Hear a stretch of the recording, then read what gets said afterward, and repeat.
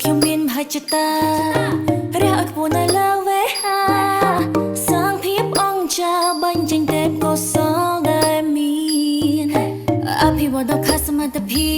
ពលេចខ្លួនមានប្រៀបលើទីលានធ្វើឲ្យបានក្រុមជុំហ៊ានប្រឹងយកពៀនគ្មានអ្វីអាចមករៀនរៀនស្មារតីកីឡាយើងបដិញ្ញាមិនភ្លាត់ភ្លែង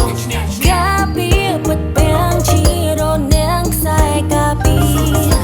សាងកេរ្តិ៍ឈ្មោះល្បីខ្មែរចងចាំក្រុមវេលាតោះយើងរួមគ្នាបន់សល់ដានដល់អ្នករង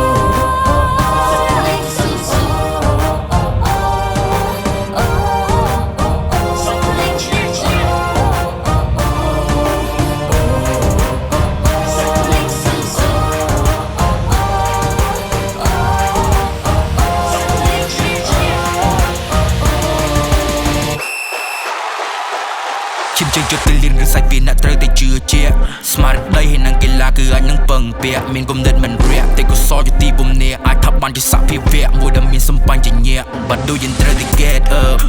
បើអ្នកអស់កម្លាំងអ្នកត្រូវតែ hold up មួយជំហានទៅមួយជំហាន you gotta build up ស្មារតីហើយនឹងកីឡា you gotta back up history we make up fan up put your hands up